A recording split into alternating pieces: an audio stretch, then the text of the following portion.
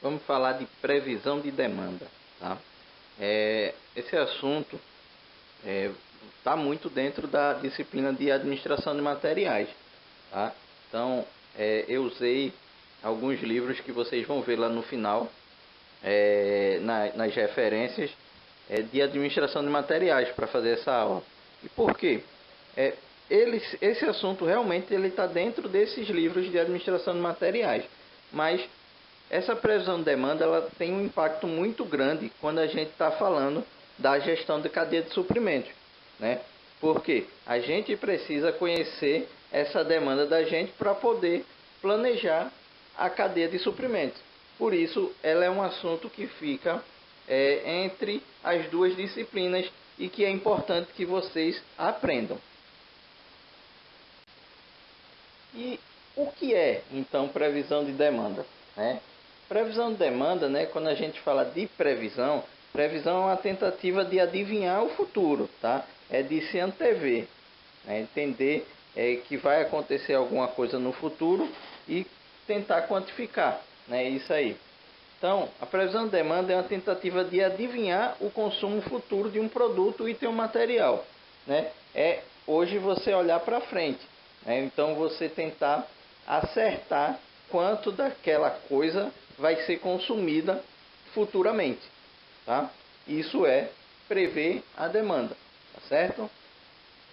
Para que serve? Ora, para que eu vou querer saber quanto que vai ser consumido desse item aí futuramente? Para eu sofrer de véspera? Não. Todo planejamento ele é feito em cima de coisas que ainda vão acontecer, né? A gente se planeja para o futuro. Então, serve para estimar as quantidades a serem mantidas em estoque, visando ao atendimento da demanda sem rupturas. Então, eu planejo para ter um estoque que eu consiga atender aquela procura que vai existir, né? Mas então eu posso abarrotar meu estoque, né? Eu encho meu estoque, entupo ele lá de coisa, porque eu sei que quando surgir a demanda eu não deixo faltar. Sim, tem produtos que têm validade, né? Mesmo os que não têm, produto parado, né? Estoque lotado é produto parado, quer dizer dinheiro emperrado, né? Eu preciso fazer meu dinheiro girar, eu poderia estar investindo em outra coisa. Então, quando eu faço uma previsão de demanda, eu mantenho um estoque para atender essa demanda que eu previ, sem excessos e sem falta, tá? É tentar realmente trabalhar justinho aí com relação ao estoque, né? Porque estoque é custo, tá certo? Mas falta também é custo, né? Então, nem deixar faltar, nem ter em excesso. Então, todo planejamento ele começa, é, ele tem que ter um ponto de partida, né? E esse planejamento é para atender a algo que ainda vai acontecer. Então, Dias diz assim no livro dele: a previsão de demanda pode ser encarada como ponto de partida do planejamento empresarial, ou seja, tudo que está relacionado ao planejamento da empresa vai ser voltado para atender essa demanda futura, né? Por quê? Porque quando eu atendo essa demanda futura, eu estou atendendo o meu cliente, né? E o cliente é que faz com que as engrenagens da empresa girem, né? Funcionem adequadamente. Por quê? Se não for para atender as necessidades do cliente, satisfazer as necessidades do cliente, não faz sentido nenhuma aquela empresa existir, certo? Então, a previsão de demanda pode ser encarada como ponto de partida do planejamento empresarial, sim, tá? Para que eu consiga fazer uma previsão de demanda, eu preciso de dados, eu preciso de informações, certo? Essas informações, né, as informações básicas para uma previsão de demanda, elas podem ser de dois tipos. Primeiro, quantitativas ou podem ser qualitativas, né? Então, que seriam informações quantitativas ou dados quantitativos? Referentes a números e estatística de consumo anterior. Então, eu me baseio em números. Que números? De onde vêm esses números? Eu tenho um espelho, né, do que já passou, né? Eu projeto em cima daquilo que já foi consumido em períodos anteriores para fazer minha projeção futura, tá? Mas também podem ser qualitativas, né, referente à opinião de pessoas envolvidas nos processos ou pesquisa de mercado. Então, essa qualitativa ela não é tão usada porque não é algo tão certo. Ela se baseia em opinião de pessoas, né? Então, opiniões pessoais não são tão confiáveis como informações estatísticas, né? Então, quem são essas pessoas que opinam? É gerente de vendas, gerente de produto, né? Pessoas que conhecem o mercado. E aí elas dizem, eu acho que mês que vem dá para a gente vender mais 100 unidades desse produto, né? Ou vai dar uma queda no próximo mês porque aconteceu alguma coisa diferente, sei lá, né? Mas é muito empírico, né? Baseado em achismo. Vai pela opinião dessas pessoas, tá?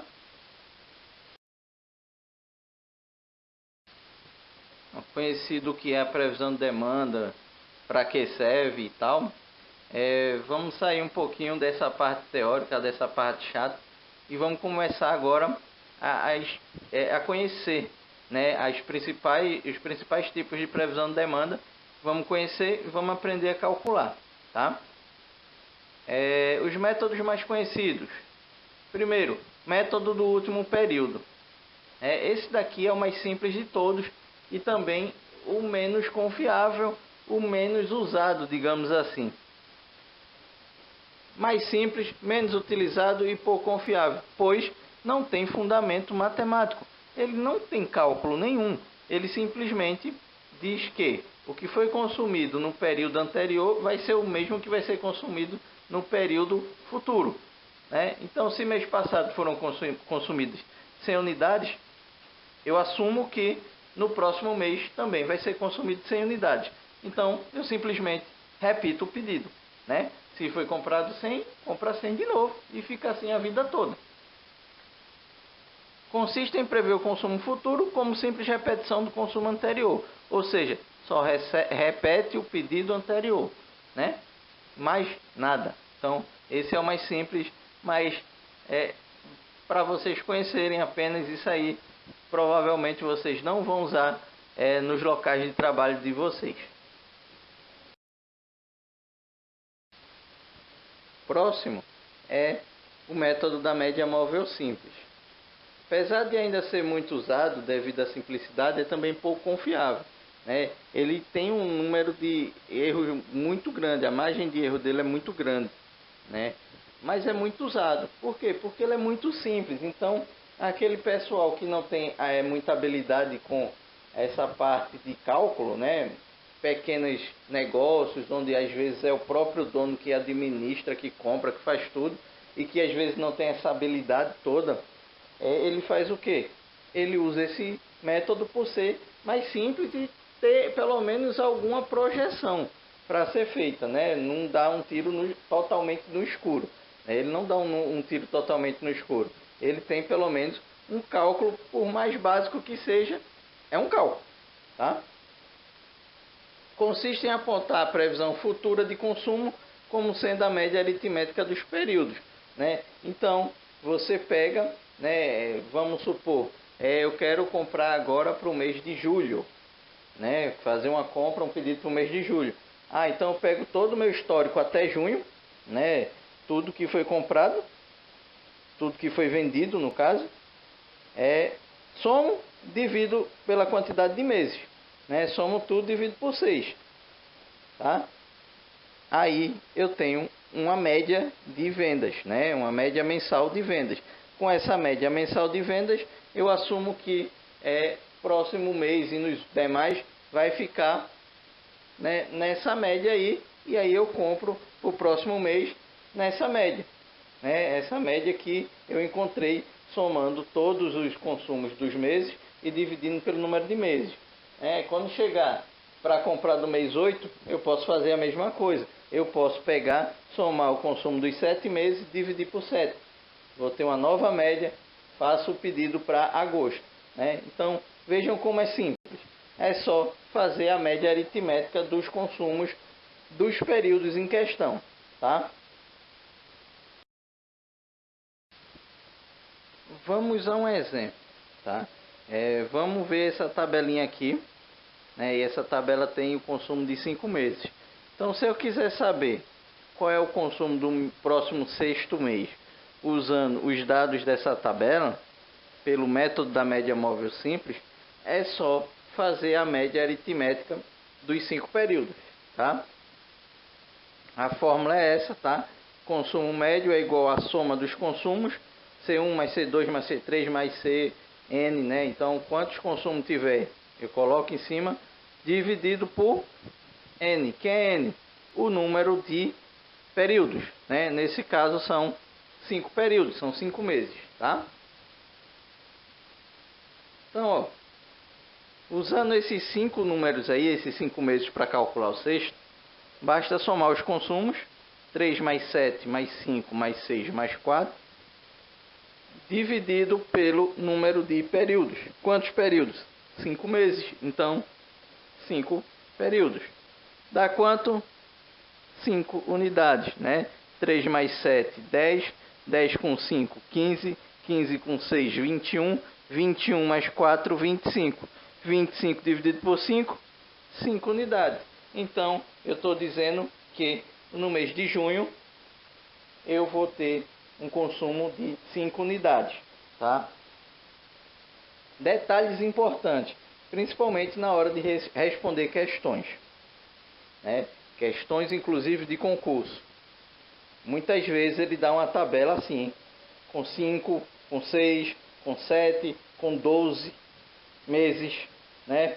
Para você calcular o próximo mês. E ele diz, tomando por base o consumo dos últimos 3 meses, tá? Ou algo parecido com isso, né? Pode ser usando apenas o consumo do último semestre. Então vocês têm que se atentar ao que ele está pedindo, né? Se ele tivesse me pedindo aqui para pegar o consumo apenas dos últimos 3 meses, eu só iria somar 5 mais 6 mais 4, né? Daria 5 mais 6, 11, com 4, 15. Dividido por quanto? Por 3, porque eu só estou pegando os 3 últimos meses, tá? Então, se atentem à questão. Às vezes vai estar a tabela lá com vários meses, vai estar na questão o consumo de vários meses e ele vai dizer para você calcular com base nos 3 últimos, nos 3 primeiros, no último semestre, né? Se ele diz no último semestre, eu tenho que pegar os últimos 6 meses, né? Então somo o consumo dos últimos 6 meses e dividido pela quantidade de meses, seriam 6. Ora, e se for anos e não for meses, né? Se o consumo estiver sendo calculado dos anos, vai dar no mesmo, eu só vou mudar o número de períodos, né? Então, são 5 anos, N vai ser igual a 5, dividido por 5. São 3 anos, N vai ser igual a 3, então dividido por 3. Tá? É a mesma coisa, tá? É o mesmo jeito. O importante é que se atentem ao que ele está pedindo, né? Ele pode dar uma quantidade de períodos maior e pedir que a média seja feita com menos meses do que o que ele deu. Com 3, com 4, com 5, tá? Então, fiquem atentos a esses detalhes para não errar.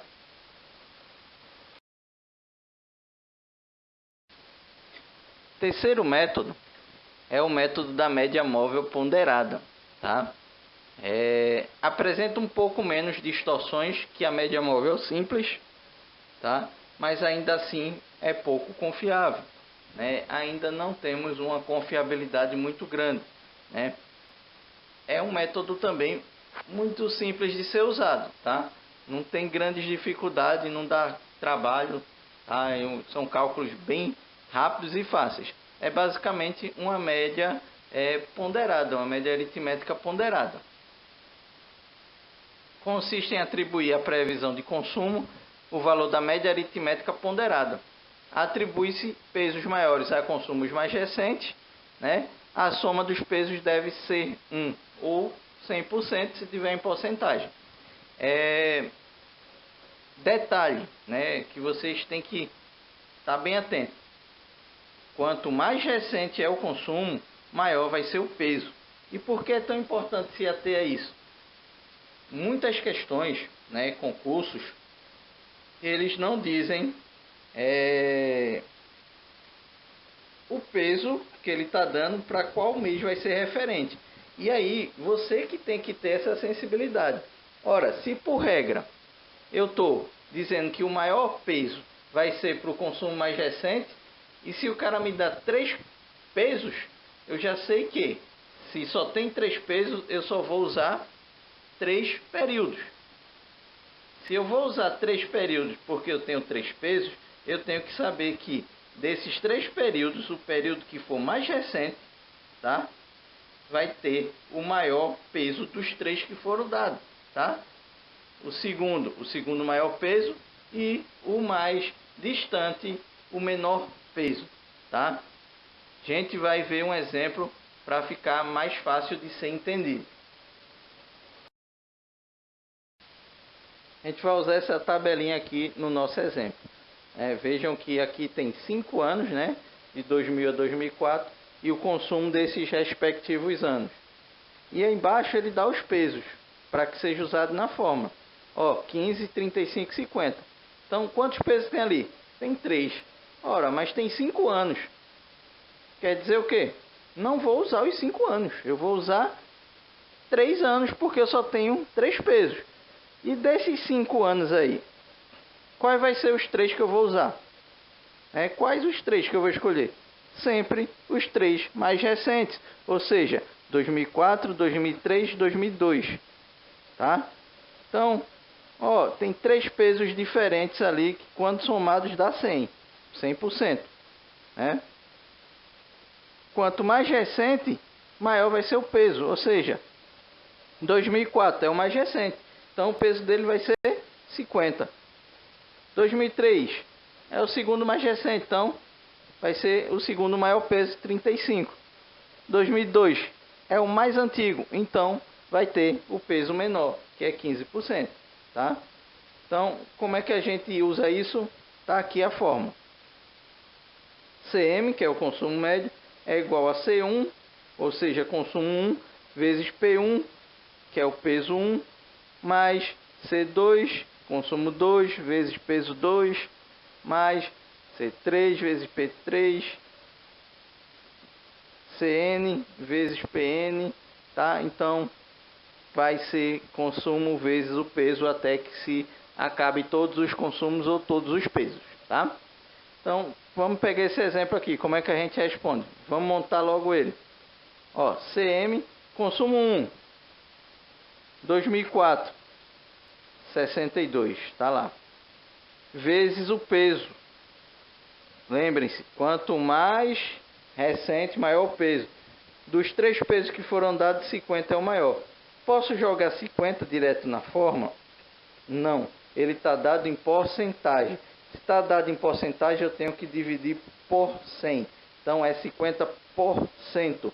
Então, é 50 dividido por 100. Depois eu jogo na forma. 62 vezes 50 dividido por 100, 0,5. Tá? Então, consumo mais recente vezes o peso maior.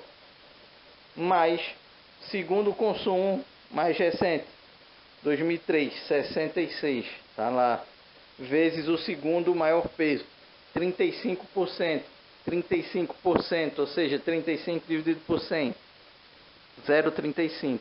Então, 66 vezes 0,35, mais o último consumo, 63, vezes o menor peso, 15%. 15%, 15 dividido por 100. 15 dividido por 100, 0,15. Então, 63 vezes 0,15. Tá? Fazendo as multiplicações, né? Respondendo primeiro o que está nos parênteses, para depois resolver as somas. Tá? Então, eu tenho 62 vezes 0,5, 31. 66 vezes 0,35, 23,1, 63 vezes 0,15, 9,45. Agora é só somar, tá?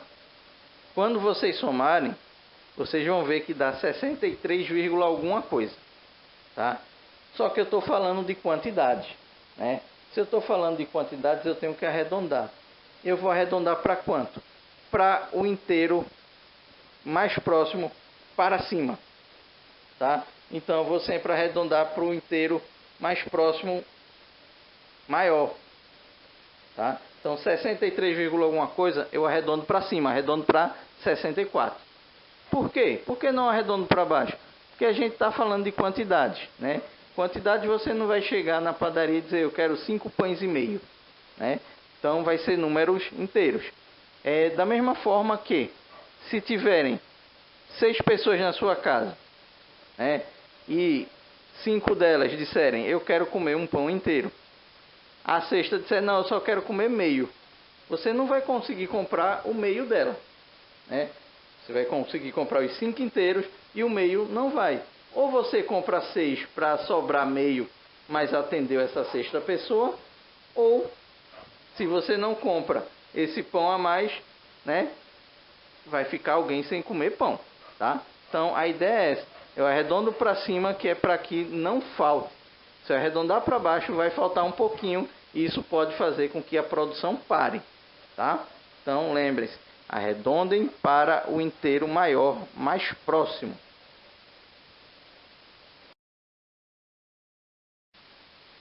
O quarto método é o chamado método da média com suavização exponencial. Tem vários nomes isso aí, tá? Método com alisamento, sei lá, constante de exponenciação, tá? Então esse método tem alguns outros nomes, tá? Método da média com suavização exponencial. A constante de suavização, né, para alguns é constante de amaciamento, né, então vai dar tudo no mesmo. Faz com que se diminua parte da distorção presente nos métodos anteriores. Essa constante, ela diz que parte do que não aconteceu, ou seja, vamos supor, você previu 100 unidades para o próximo período. Essas 100 unidades efetivamente não se concretizaram, foram consumidas 120. Então ela diz que existe uma diferença aí de 20% que é relacionada a mudanças de hábito, a mudança na economia, a algumas mudanças. Então ele estabelece uma constante de suavização, é como se fosse uma margem de erro, tá? Por isso que ela diminui a inconfiabilidade, né, que as outras tinham, né? A gente estava falando lá que as outras não eram tão confiáveis. Então, quando ela atribui essa constante de suavização, como se fosse uma margem de erro, ele automaticamente faz com que seja mais confiável, né? Porque eu consigo diminuir um pouco dessas distorções. Então, usaremos tanto a ponderação dada ao último período como a previsão do último período. Nessa fórmula aqui, e aí vocês vão conhecer que existem duas fórmulas, e cabe a vocês escolher ou uma ou outra, tá? Aí fica a critério de vocês, a que melhor se adeque a vocês. Podem escolher entre as duas fórmulas. Porém, o resultado, calculando por uma fórmula ou calculando pela outra, tem que ser exatamente o mesmo, tá?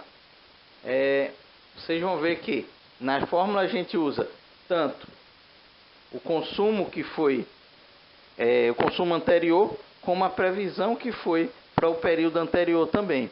Então, se no mês de maio eu tive um consumo de 100 unidades e em abril eu previ que em maio teria um consumo de 98, eu vou usar tanto essa previsão de 98 como o consumo de 100 unidades na fórmula, tá? Vamos ver como é que é essa fórmula, ou como são essas fórmulas. Então, vamos conhecer as duas fórmulas. Essa, né, MMESE, né? Método da média com suavização exponencial, tá? E a outra, dt traço igual a dt menos 1 traço mais alfa vezes dt menos 1 menos dt menos 1 traço. Nessa primeira aqui, ó, o que significam essas letrinhas? O arroba é a constante de suavização exponencial, R é o consumo real anterior, ou seja, o consumo que realmente aconteceu no período anterior, P a previsão que foi feita para o período anterior, tá?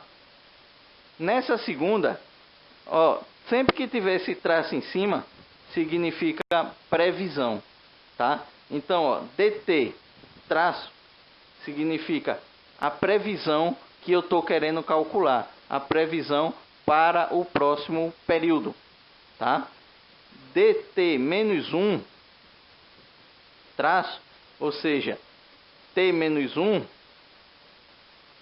quer dizer que é o período passado, ou seja, é a previsão, né? Porque tem um traço em cima, tudo que tiver traço em cima é previsão. É a previsão que foi feita para o período anterior, tá? Por isso que é menos 1, certo? Mais alfa, alfa sendo a constante de suavização, tá? dt menos 1, ó, não tem o traço em cima, então esse aqui é o consumo real, do período anterior, tá? Menos dt menos 1 traço, ou seja, menos o consumo, a previsão de consumo anterior, né? A previsão de consumo para o período anterior, tá? Essas são as duas fórmulas. Então, vendo só as fórmulas, né, como vocês viram aí, provavelmente deu um nó aí na cabeça de vocês, cheio de letrinhas, né? E vamos desatar esse nó de que forma? Praticando. Vamos ver um exemplo que aí fica bem mais claro para vocês entenderem, tá? Um produto que teve vendas previstas em 100 unidades, ó, no período anterior foi previsto se vender 100 unidades, tá? Mas não vendeu as 100 unidades, vendeu só 95. Ó, outra informação importante. Entendendo que 20% dessa variação é decorrente de alterações no padrão de consumo, ó, 20%, então vai ser o que? Minha constante, tá? Minha constante de suavização exponencial. Qual a previsão de demanda pelo método da média com suavização exponencial? Vamos fazer pelas duas formas. Primeira, olha lá, MMSE, R vezes arroba, mais 1 menos arroba, vezes P. Vamos substituir as letras por números. Então, R é o quê? R, se olham lá, é o consumo real do período anterior. Quanto é que foi? Vamos ver. Vendeu efetivamente 95. Então, vendeu é porque foi consumido, né? 95 unidades. Tá lá, R substituído por 95. Vezes o arroba. Arroba é quem? Né? Constante? Está em 20%. 20% é 20 dividido por 100. Então, 20 dividido por 100, 0,2. Jogo na fórmula. Ó, 95 vezes 0,2. Mais 1 é da fórmula, menos o arroba. Arroba já foi visto que era 0,2. Menos 0,2, fechei parênteses. Tá? Vezes P. Quem é P? P não é a previsão que foi feita para o período anterior? Olha lá, primeira coisa que ele diz na questão. Um produto que teve vendas prevista, ó, vendas prevista é previsão. Em 100 unidades no último período. Então, 100 é o meu P. Agora é só resolver, né? Vamos resolver logo as multiplicações para depois resolver subtrações e somas. Então, ó, 95 vezes 0,2 dá quanto? 19.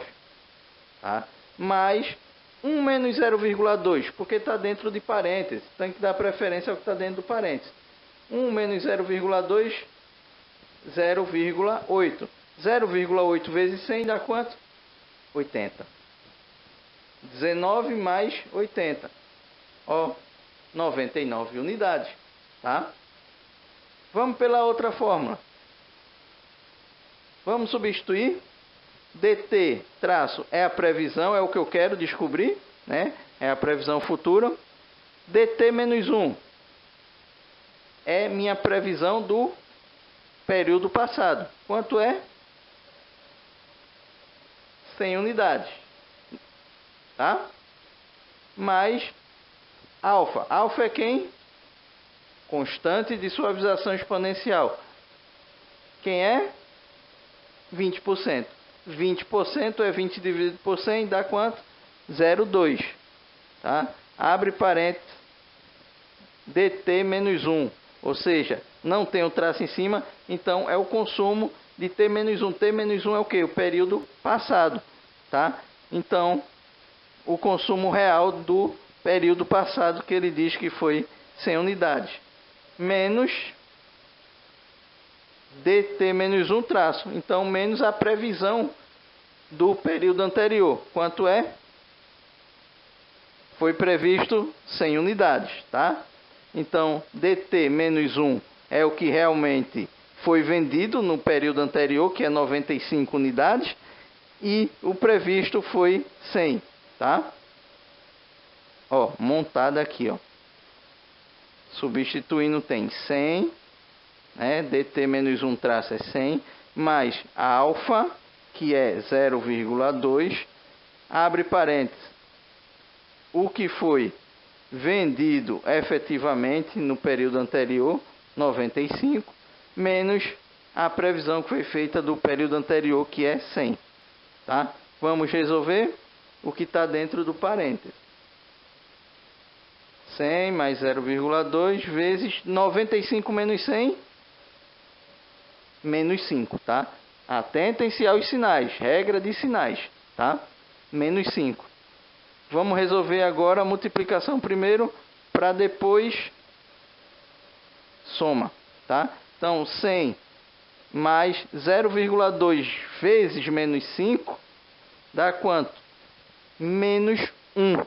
Então, vai ficar 100 menos 1. 100 menos 1 é igual a quanto? 99 unidades.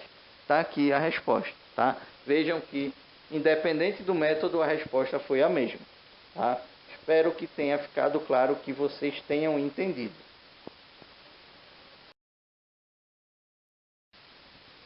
O último método que a gente vai ver é um pouco mais complexo.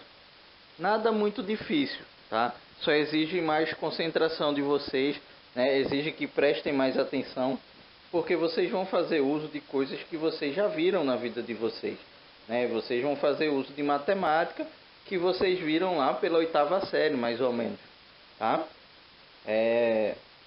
Método dos mínimos quadrados. É o método de tendência mais realista, ou seja, é o que mais se aproxima da realidade, é o que distorce menos as informações, é o que é mais seguro, tá? Baseado na equação da reta, tá? Lembram lá da equação da reta que foi vista lá em matemática, lá eu acho que provavelmente pela 8ª série, antiga 8ª série, né? YP é igual a mais BN, tá?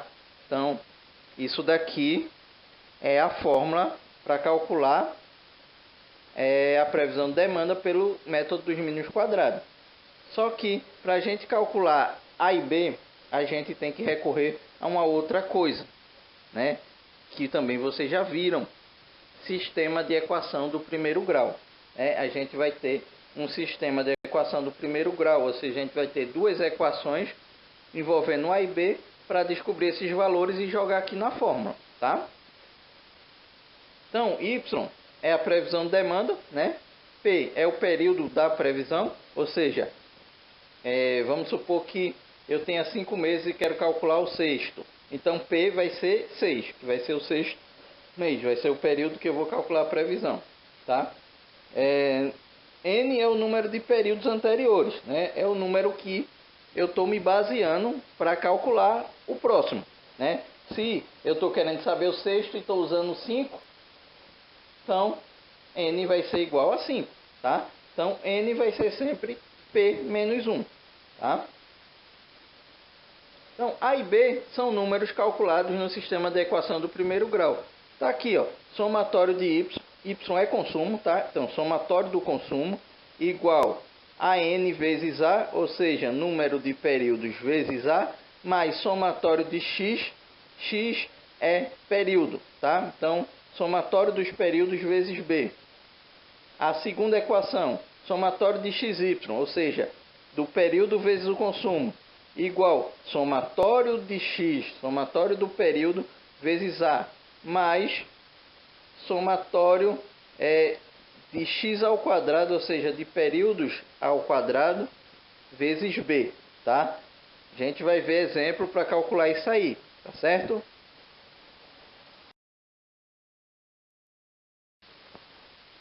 Então vamos ver um exemplo. Um produto teve como venda nos anos anteriores, no ano 2000, 130, 2001, 122, 2002, 110, 2003, 119, 2004, 108, tá? Qual a previsão de demanda para 2005 usando o método dos mínimos quadrados? Tá? Diante disso aqui, para resolver de acordo com esse método, a primeira coisa que a gente vai fazer é tabular esses dados, tá? A gente vai criar de cara uma tabelinha para fazer o cálculo, tá?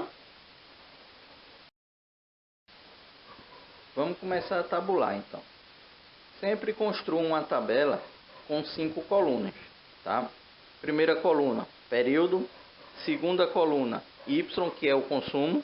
Terceira, x, que é o número de períodos, tá? Quarta, x ao quadrado e a última, xy, tá? Vamos lá, período.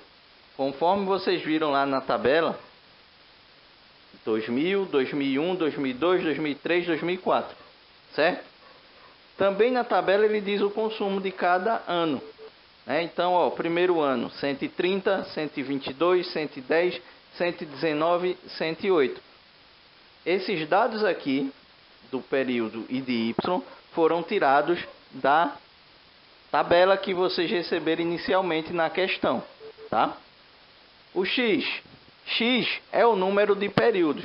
A gente sempre começa a contagem do zero, tá? Então, o primeiro período, que é 2000, a gente começa a contar ele de zero. Então, olha lá, 0, 1, 2, 3, 4, tá? X ao quadrado, é só elevar x ao quadrado, ou seja, primeira linha, 0 ao quadrado, 0. 1 ao quadrado, 1. 2 ao quadrado, 4. 3 ao quadrado, 9. 4 ao quadrado, 16. Tá vendo? Preenchi. XY é o quê? X vezes Y. Então, só é multiplicar essas duas colunas de X e Y. Primeiro, 130 vezes 0. Qualquer número multiplicado por 0, 0. 122 vezes 1. Qualquer número multiplicado por 1 é ele mesmo, 122. 110 vezes 2, 220. 119 vezes 3, 357. 108 vezes 4, 432. Tá? Então vejam a tabelinha preenchida. Falta só o somatório. Somar. A última linha é só somar as colunas. Então, somatório de y, 130 mais 122 mais 110 mais 119 mais 108, igual a 589. Somatório lá da coluna de x, 0 mais 1, mais 2, mais 3, mais 4. Então, vai dar 10. Tá? Mesma coisa eu vou fazer para as outras colunas. Soma lá a coluna do x ao quadrado, soma lá a coluna do xy, tá? Então aqui eu já tenho os dados que eu preciso para minha fórmula, tá? Para criar meu sistema de equação do primeiro grau. Ó, somatório de y, 589. Somatório de x, 10. Somatório de x ao quadrado, 30. Somatório xy, 1131. Certo? Com esses dados é só jogar naquele sistema de equação lá que vocês viram. prestem bastante atenção.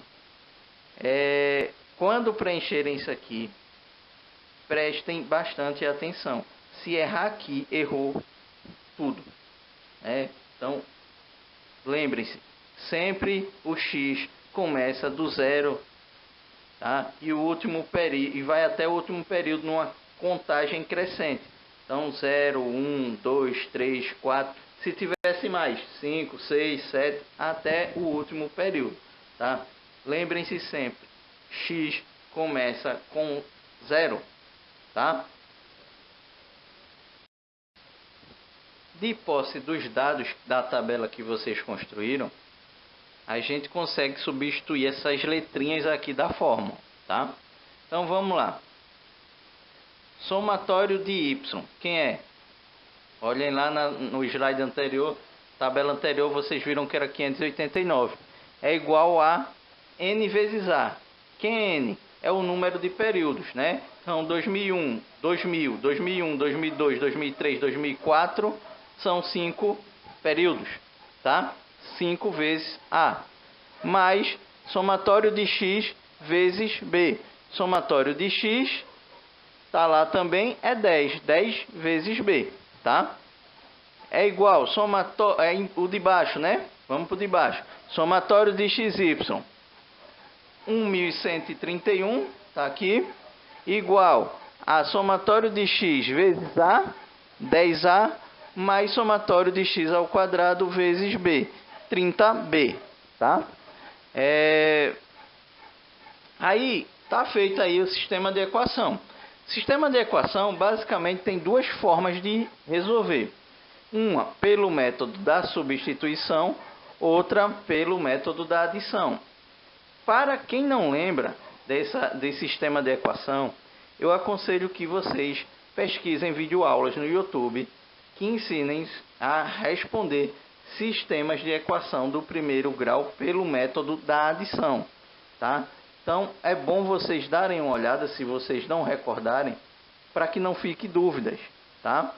Por quê? Isso não é logística, isso é matemática, tá? Então, vamos resolver sempre pelo método da adição. Pelo método da adição, eu tenho que anular uma das variáveis. Que variáveis são essas? A ou B. Então, uma das duas tem que ser anulado. Tá? Vamos anular o A. Então, como é que eu anularia o A?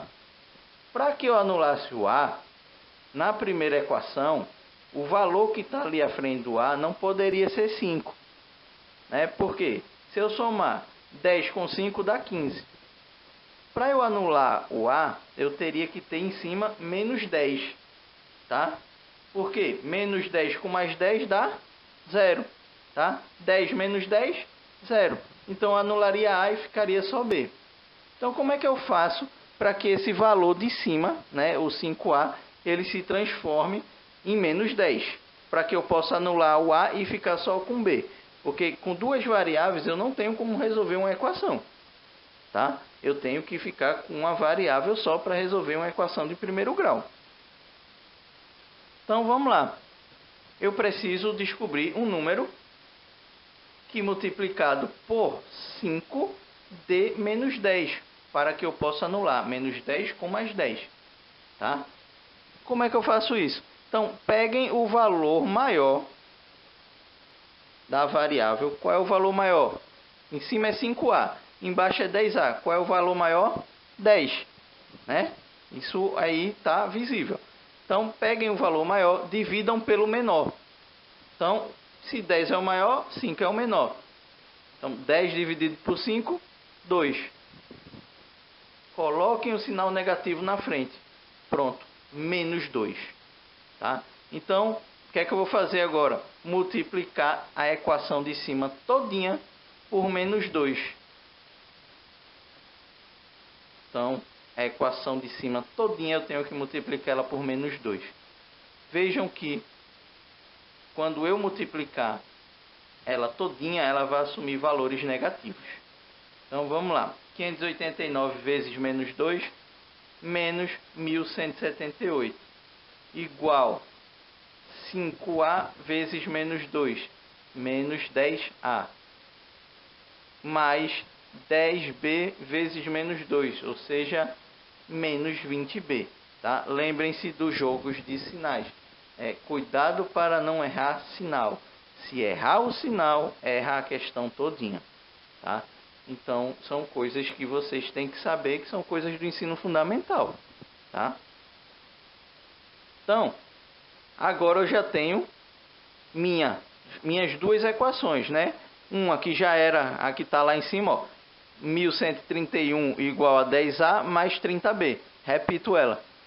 Qual é a nova equação agora? A que eu obtive multiplicando por menos 2, ó. Menos 1178 igual a menos 10A menos 20B. Tá? Então, se é da soma, eu vou somar a equação de cima com a de baixo. Tá? Qual é o resultado? Então, ó, 1131 menos 1178. 10A positivo em cima, 10A negativo embaixo. Tá vendo ali, ó? Cortei, porque 10 menos 10 dá 0. Então, já corto positivo com negativo. 30 menos 20 dá mais 10. Então, ó o que sobrou. 1131 menos 1178 subtrai e dá o valor do maior módulo. Tá?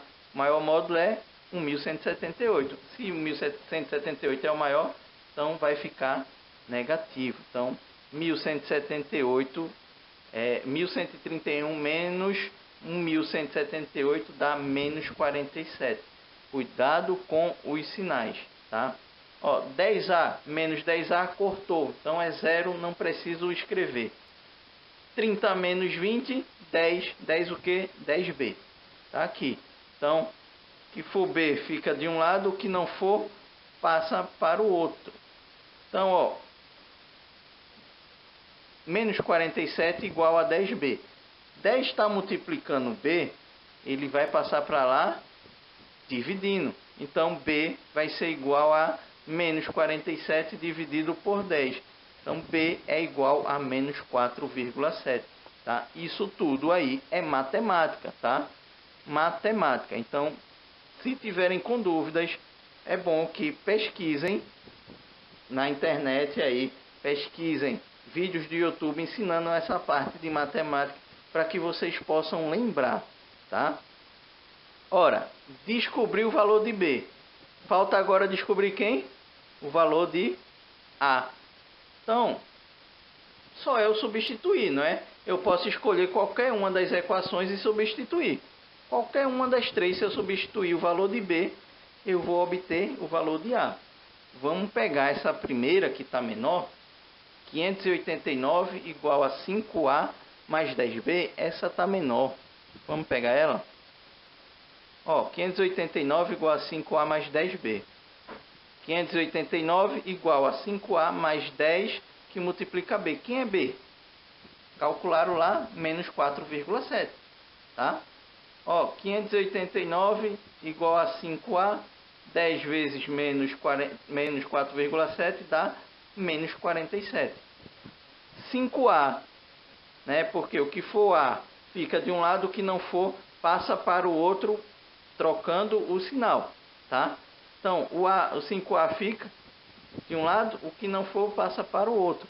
Então, ó, 5A é igual a 589, 47. Estava negativo, passou para o outro lado.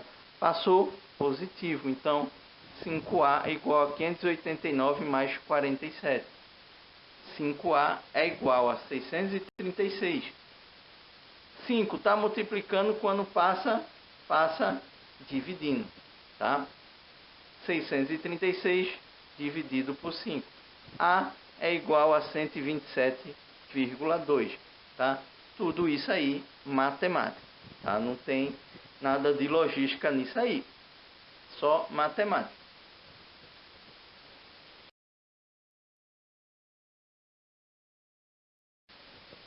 Agora chegou a parte fácil da coisa, né? A fórmula para calcular a previsão do período que eu quero. YP igual a A mais BN. Agora sim eu tenho os valores de A, B e N. tá? Só jogar na fórmula. Então, YP, o P não é o período que eu quero, eu tenho 5 meses, eu quero calcular, eu tenho 5 anos, eu quero calcular o sexto. Então, Y6, tá? YP, Y6. Próximo período vai ser o período 6, já que eu já tenho 5 anos. Igual a A, quem é A? Vocês calcularam lá. A é igual a 127,2, tá? Mais da fórmula, o B, qual é o valor de B? Menos 4,7, tá? Que multiplica 5, que é o número de períodos. N é o número de períodos. Então, se eu tenho 2000, 2001, 2002, 2003, 2004, eu tenho quantos períodos? Eu tenho 5, tá? Resolvendo, ó, 127,2 mais 4,7 vezes 5 dá quanto? 23,5 negativo, tá? Lembrem-se dos sinais. Não errem os sinais. Se errar qualquer sinal desse, acabou a questão, tá? Então, aí tem uma subtração para fazer. 127,2 menos 23,5 dá aproximadamente 103, alguma coisa, tá? 103, alguma coisa eu tenho que aproximar para o inteiro imediato, o inteiro imediato, né? Foi isso que a gente viu, porque é consumo, né? Então eu vou sempre arredondar para cima. Então 103, alguma coisa eu vou arredondar para 104, tá? Por isso aparece aí 104 unidades, tá? E aí eu lanço mais uma questão para vocês. E se eu quiser saber a previsão para 2006, 2007, como é que eu faço? Vou ter que fazer aquilo tudo de novo, aquela tabela. Lá no livro de Ara, ele diz que não. A gente pode se valer da parte real, ou seja, da parte que foi dada, e só muda o período aqui na fórmula. Como assim? Tá vendo a fórmula? YP igual a A mais BN. Então eu mantenho os valores de A e B que eu já calculei e mudo só N e P, tá? Vamos lá. Para calcular para 2006. 2006, se 2005 é Y6, 2006 vai ser Y7, previsão 7. A, eu já descobri que é 127,2, mais 4,7, que é o valor de B, que eu também já descobri, vezes N. N agora vai ser quanto? N vai ser agora 6, porque eu já tenho até o quinto período que eu calculei anteriormente. Está vendo lá? 104 unidades foi a previsão anterior. Se eu quero calcular Y7, então meu N agora vai ser 6. Tá? Resultado ali, ó, dá 127,2 menos 28,2, Y7, 99 unidades. Para calcular 2007, mesma coisa. Então, vai ser agora Y8, né?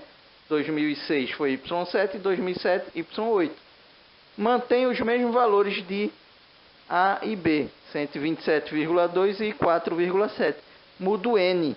N agora vai ser quanto? Ora, se 2005 foi 5, 2006 foi 6, 2007 vai ser quanto? 7, tá? Então, vejam que eu acresço mais um período, então N vai ser 7.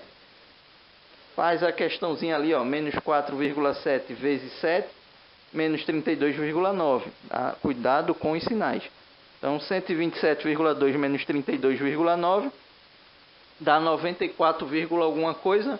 Tenho que arredondar para cima, tenho que arredondar para o próximo inteiro, para o inteiro mais próximo, maior, tá? 95 unidades, certo? Então, espero que tenha ficado claro, né? Não é difícil isso aí, mas requer conhecimento prévio de vocês, conhecimento de matemática, tá? Fora isso, é só jogar os valores na fórmula, acabou-se, tá? Como o cálculo a gente só aprende praticando, eu vou deixar aí um exercício para vocês irem fazendo e para que possam gerar dúvidas, tá? É importante que realmente façam se querem aprender. Tá aí, ó, a tabela resume a demanda dos meses em questão de um produto. Então, tem do 1 ao 9, do mês 1 até o mês 9, tá aqui. E aí, pede lá embaixo que se calcule, tá, as previsões pelos todos os métodos que a gente viu até agora. Na letra D, ele pede previsão para o mês 10, 11 e 12, né, conforme vocês aprenderam a fazer nos slides anteriores, tá? Então, vejam isso aí, tentem fazer, pratiquem. Outras dúvidas que tenham de matemática, vocês podem baixar vídeos no YouTube para ver se ajuda. Qualquer coisa também, tem os meus contatos para que possam ir tirando as dúvidas, tá? E aí as referências, né, os livros que foram utilizados para que a aula fosse montada, né? Dias, Gonçalves, Zara, Pozo. Desses livros aí, qual o mais indicado? Né? Todos eles são excelentes, né? Tanto é que eu utilizei eles. Mas para o nível técnico, né, o nível de vocês, eu sempre aconselho esse último, que é o de Hamilton Pozo. Né? Ele tem uma linguagem mais fácil, é um livro mais enxuto e que provavelmente vai ajudar muito vocês aí na vida de vocês dentro de administração de materiais, dentro de logística, tá certo? Então fica a dica aí. Querendo adquirir, procurem esse livro aí de Hamilton Pozo, aí procurem nas livrarias, no sebo, sei lá, onde vocês acharem que podem encontrar, tá certo?